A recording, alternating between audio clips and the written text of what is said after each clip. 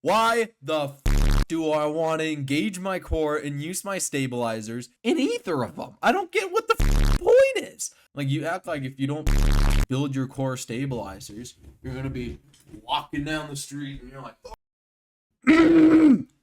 Today I'll be looking at the forbidden land in the fitness industry, being functional training. Functional training is where logic and reasoning are cast aside and fabricated nonsense reigns supreme. But I'm getting a little ahead of myself there. That might not be completely accurate. Not all of it is complete nonsense. According to the highly reputable source Planet Fitness, functional training is a type of workout geared explicitly toward better function when performing everyday tasks. These tasks might include putting an object on a high shelf, bending to pick something up off the floor, or walking up and down stairs. So going off this, hybrid training doesn't sound that bad. Actually, it sounds pretty beneficial. But I don't necessarily see this in modern functional training. A lot of trainers nowadays use functional training as an excuse to do the most random, complicated movements that do hardly anything beneficial at all, just for the sake of being difficult. So let's take a look at a couple, throw stones at them from our glass castle and, maybe learn something. Full body functional strength workout that'll take you less than 40 minutes. It starts off with a high rep double kettlebell complex. This complex starts off with 12 deadlifts, right into 9 cleans, and then 6 push press. Rest for 1 minute and do 7 sets. 7 sets? Holy shit.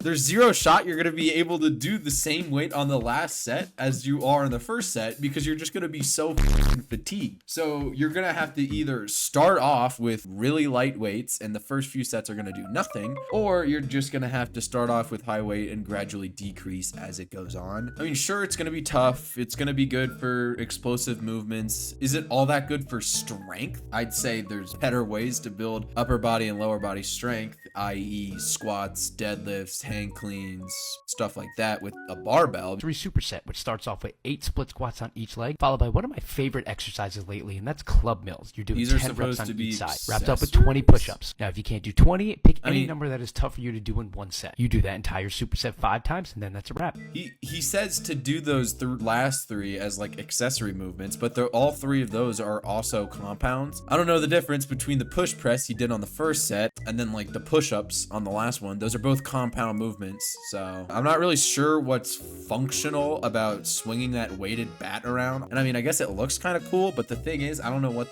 that's training for, unless you're like actively in your day-to-day life swinging something around behind your head like you're a circus act. Then I don't know, maybe that'll be beneficial. Or you're just like a freak like that, and I ain't gonna judge what you do in your free time. It's not my business, but I don't really see the functionality of any of those movements. You want to get in the best fucking shape of your life, then stop spending the majority of your training session on all these machines. Now, I'm not saying that machines are bad, but listen, the majority of your workouts needs to be free weighted exercise. What's the reason that's going to be? Engage your core, your stabilizers to help you really get it. Dude, why the do I want to engage my core and use my stabilizers if my goal is to get 20-inch fucking arms? I don't get it. Also, how many stabilizers am I using if I do a preacher curl where I'm like this? My arms are just here on the preacher curl, or I'm standing up and I'm doing dumbbell curls like this. Guess what? My core isn't doing hardly shit in either of them. I don't get what the point is. It's not that hard. For some reason, people think that you gotta engage your core and use your stabilizers in order to actually build muscle. But the thing is, that's just a load of fucking horse shit. In shape and be the most functional version of yourself. A good rule of thumb is to always train standing up. So if you want to train your lower body, do some type of squatting variation. Y'all know I love goblet squats.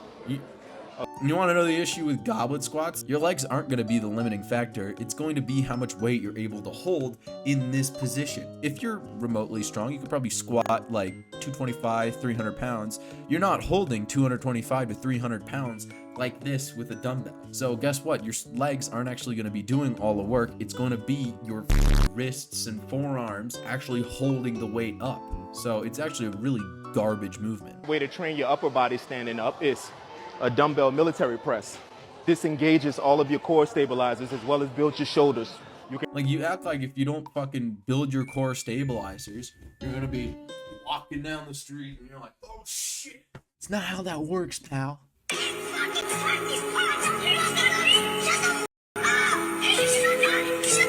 Unless you're a bodybuilder, stop focusing on building ab size. If you want to see your abs more, start by focusing on losing body fat with a proper diet. Okay, so we're actually not off to a terrible start here. Stand up now and face the sun. Won't hide my I know, I mean, I've rewatched the videos. I know it goes downhill from here. But losing weight, losing body fat is the easiest way to a six-pack. It's the easiest way to grow your muscle definition in general. So, we're not off to a terrible start. When it comes to your core training, prioritize drills that help build functional core stability. Today I'm going to show you options to build your core like this, through 3 different planes of motion. To start, side bends may build strength of your obliques and QL, but they won't enhance stability. For that, we want to build those muscles to resist bind bending with things like a suitcase carry. You can progress this by changing up the load like this. So much. Instead of crunches, work your anterior core with things like the bear position weighted pull through. This teaches you to maintain a neutral spine and transfer power into your extremities, the true role of the rectus muscle. And instead of twisting side to side like this, add in around the worlds in a kneeling position. Go heavy enough and you'll feel your core working hard to maintain. All 3 of the movements that he critiqued and said are bad ways to grow your abs, I think are actually very solid movements and good ways to grow your abs. And all 3 that he recommended instead are bullshit, nonsense, stinky poo-poo, excuse my French. I don't understand why it comes to training abs, all logic and reasoning flies out the fucking window, but it just does. Because we all know that the best way to train any muscle is through full range of motion and maximal tension on the muscle and progressive overload as well. We know those are like 3 super basic principles and work for growing all of our muscles.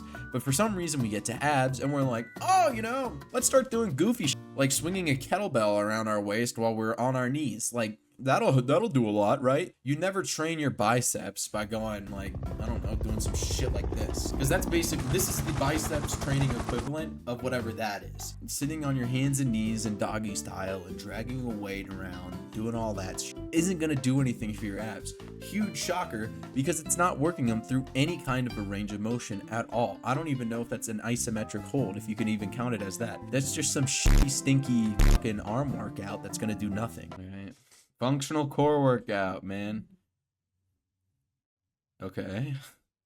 Oh, no. Wood chops. Oh, boy.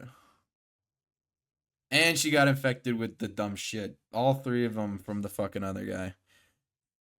I didn't know the stupid virus was contagious in the functional community, but I guess it is. So, guys, I might be infected. Watch out for future videos where I'm recommending this horse shit. The wood chops are really funny because mostly what's going to be trained there is your delts. I mean, sure, your obliques are going to be doing a little bit to like twist you and all that, but like if you really want to do wood chops, then use a cable stack, because then that's going to provide a linear resistance path in the plane of motion that the obliques are working. The only one she does that trains abs remotely effectively would be these dead bugs here, but holding that kettlebell up here in front of her is really not doing anything to resist bringing the legs up. I don't know, guys. This is really hurting me to watch this and make this video. This video is hurting me.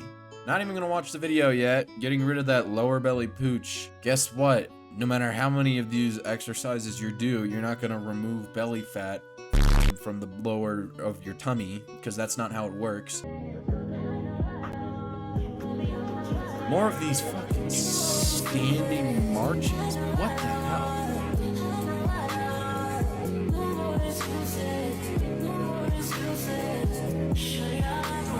The standing leg raises aren't gonna do anything, and I don't know why people keep doing them. Your abs bring your torso forward into trunk flexion. Bringing your knees up when you're standing isn't moving your trunk at all, nor is it resisting really anything other than gravity. So the only muscles that are gonna be doing any work are gonna be your hip flexors. So just standing, marching with your knees up, like bringing your knees up, isn't resisting anything for your abs. It's not moving your trunk at all. I honestly feel kind of bad too, because I was looking in the comments and there's this one top comment that goes, "Am I the only one who can't feel any type of burn from the first workout? No matter how long I do it, I feel nothing." Short answer is the first workout, being those standing marches, isn't going to do anything for your abs. All these next replies are just gaslighting her into thinking that it's going to do something. It's going to take a couple weeks to see results, but keep doing it anyway. I know, but I feel absolutely nothing in my core. Is that normal? normal. And then it says,